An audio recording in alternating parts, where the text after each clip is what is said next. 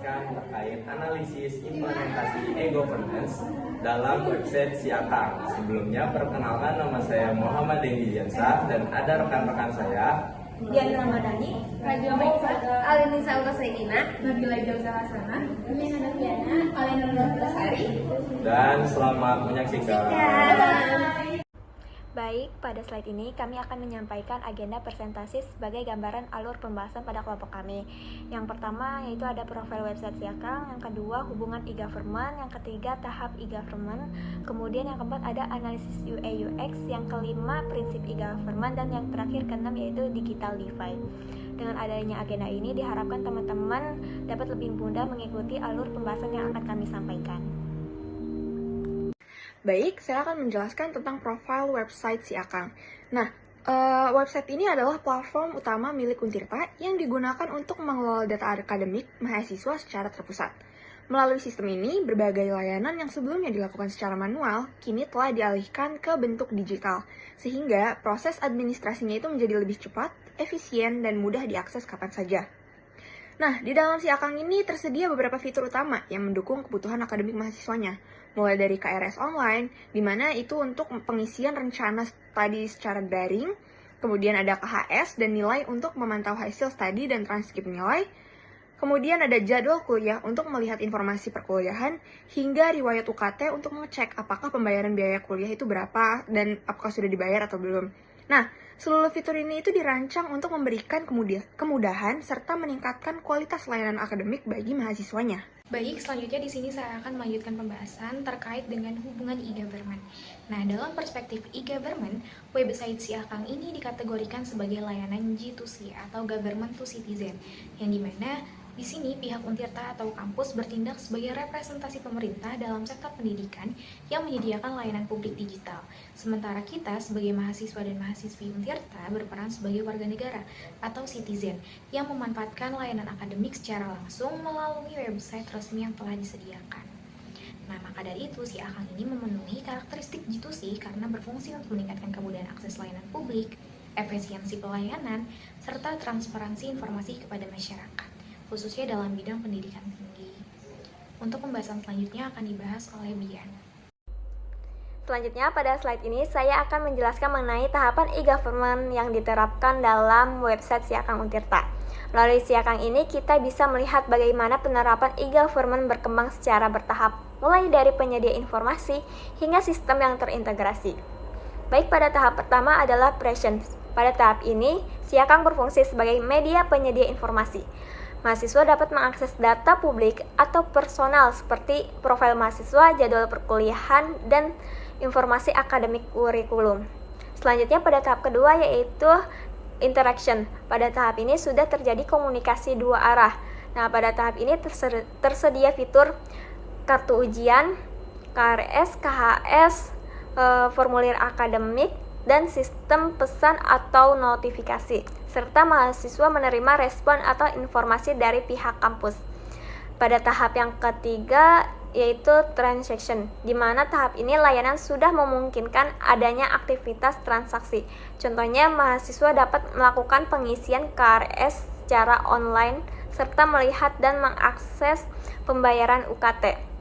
Dan tahapan yang terakhir ada integration, di mana tahap ini seluruh sistem sudah terintegrasi, data antar bagian saling terhubung, seperti nilai yang langsung masuk ke dalam transkrip.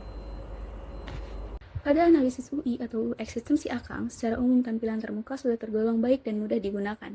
Dari aspek sederhanaan, desain antarmuka terlihat bersih dengan fokus utama pada fitur penting seperti KRS dan KHS, sehingga pengguna dapat mengakses informasi dengan cepat. Kemudian pada aspek konsistensi, penggunaan icon, font, dan warna sudah seragam di setiap halaman. Hal ini memudahkan pengguna dalam memahami alur navigasi tanpa perlu penyesuaian ulang. Namun, pada aspek efisiensi, masih terdapat kendala utama saat jumlah pengguna meningkat. Sistem cenderung melambat sehingga pengguna harus melakukan refresh berulang. Dari sisi feedback dan guidance, sistem telah menyediakan indikator status seperti persetujuan dosen wali yang membantu pengguna memahami proses yang sedang berjalan. Meskipun demikian, indikator loading masih perlu diperjelas. Selanjutnya pada aspek aksesibilitas. Tampilan sudah cukup jelas dengan kontras warna yang baik, namun dukungan bagi pengguna disabilitas masih perlu ditingkatkan. Terakhir, dari aspek skalabilitas, sistem sudah dapat diakses melalui beberapa perangkat, termasuk smartphone. Namun, tampilan pada layar kecil masih perlu dioptimalkan. Secara keseluruhan, sistem Siakang sudah memenuhi prinsip dasar UI atau UX, namun masih memerlukan beberapa perbaikan untuk meningkatkan kualitas pengalaman pengguna. Selanjutnya, prinsip e-government. Pada kali ini dijelaskan implementasi prinsip e-government berdasarkan Perpres Nomor 95 Tahun 2018 dalam sistem akademik kampus.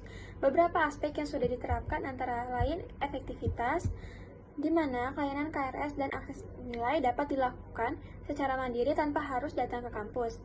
Selanjutnya, sisi efisiensi. Proses birokrasi menjadi lebih ringkas dan paperless serta mengurangi antrian lebih banyak. Selain itu juga, aspek keamanan dan akuntabilitas juga sudah terpenuhi melalui pencatatan aktivitas penggunaan dalam sistem. Namun, masih terdapat beberapa aspek yang belum optimal, khususnya pada keterpaduan data, di mana sinkronasi antara KRS dan UKT terkadang mengalami keterlambatan. Kemudian dari sisi interoperabilitas, masih terdapat kendala dalam pertukaran data secara real-time dengan sistem nasional seperti PDD IKTI. Selanjutnya, berdasarkan prinsip e-government menurut Will and Ross, terdapat beberapa poin yang dapat dianalisis. Yang pertama, prinsip simple, di mana Siakang telah menunjukkan pembagian peran yang jelas antara mahasiswa, dosen, dan pihak akademik, sehingga alur proses menjadi lebih terstruktur. Kedua, prinsip transparansi, yaitu adanya keterbukaan informasi bagi mahasiswa seperti ketersediaan kuota kelas dan alasan kendala dalam pengambilan mata kuliah. Ketiga, prinsip kecocokan yang menekankan kesesuaian dan dukungan sistem. Dalam implementasinya masih terdapat kendala teknis, terutama pada performa server saat periode KRS, sehingga menunjukkan perlunya peningkatan kapasitas dan responsivitas sistem. Selanjutnya saya akan membahas apa itu digital divide.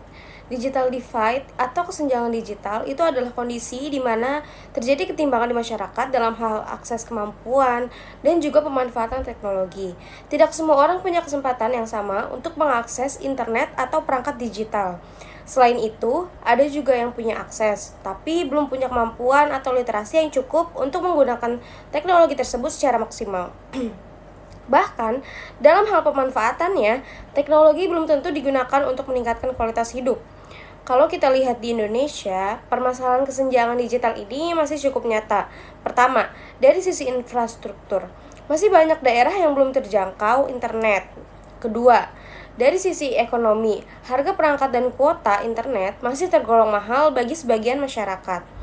Selain itu, literasi digital juga masih rendah, sehingga internet masih sering digunakan seperti untuk menyebar hoax, penipuan, atau kejahatan cyber.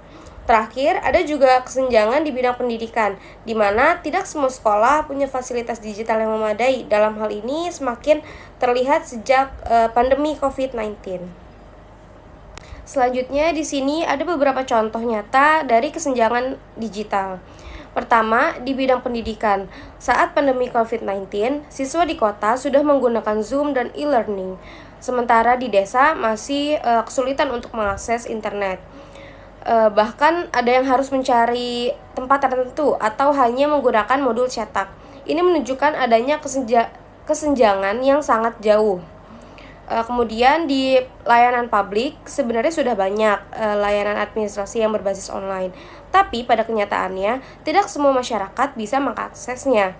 Sehingga masih banyak yang harus datang langsung ke kantor untuk mengurus administrasi. Nah, ini menandakan bahwa digitalisasi belum sepenuhnya merata. Lalu, pada bidang ekonomi, UMKM di kota sudah banyak memanfaatkan marketplace digital untuk berjualan. Sementara itu, UMKM di desa masih cenderung menggunakan cara konvensional sehingga peluang pasarnya jadi lebih terbatas. Dari kondisi tersebut, tentu banyak dampak yang ditimbulkan. Kesenjangan digital ini bisa memperlebar kesenjangan sosial dan ekonomi di masyarakat. Selain itu, juga menghambat efektivitas e-government karena layanan digital belum bisa diakses secara merata. Dampak lainnya adalah akses pendidikan dan layanan publik menjadi tidak inklusif. Bahkan, dalam jangka panjang, Indonesia bisa tertinggal dalam persaingan global yang berbasis digital. Baik, selanjutnya itu mind map prapraktis solusi digital divide di Indonesia. Nah, di sini ada solusi prapraktisnya itu ada 9. Yang pertama yaitu pemerataan infrastruktur digital. Nah, ini ada terkait pembangunan BTS daerah terpencil, penguatan jaringan 4G sampai 5G. Nah, ini fokusnya untuk akses dulu baru pemanfaatan. Yang kedua ada subsidi akses internet. Ini sebenarnya itu terkait bantuan kuota pelajar dan mahasiswa. Ini internet murah untuk masyarakat miskin. Nah, ini dampaknya meningkatkan inklusif digital. Yang ketiga itu penyediaan perangkat digital. Nah, ini sebenarnya itu terkait bantuan laptop atau tablet untuk sekolah, program peminjaman perangkat. Yang keempat itu peningkatan literasi digital nasional. Ini terkait program pelatihan masyarakat desa, edukasi kecamatan digital, kampanye anti hoax. Nah, ini fokusnya ke paham, bukan cuma pakai saja. Yang kelima itu digitalisasi pendidikan. Nah, ini terkait pelatihan guru, kurikulum berbasis digital, platform pembelajaran nasional. Yang keenam yaitu layanan e-governance inklusif, yaitu terkait interface sederhana, yaitu user friendly dan bahasa mudah dipahami, serta panduan offline dan online. Ini penting untuk jangan semua dipakai secara digital. Selanjutnya yang ke-7 yaitu model hybrid, yaitu bisa online dan offline. Nah, ini tetap pelayanan manual membantu masyarakat belum siap digital. Nah, yang ke-8 kolaborasi multi stakeholder, itu terkait kerjasama antar pemerintah, swasta, provider internet, masyarakat. Yang terakhir yaitu ke-9 penguatan kebijakan publik, yaitu regulasi pemerataan digital, pengawasan implementasi dan lain sebagainya. Sekian, terima kasih. Sekian dari hasil diskusi kami, selebihnya mohon maaf. Wassalamualaikum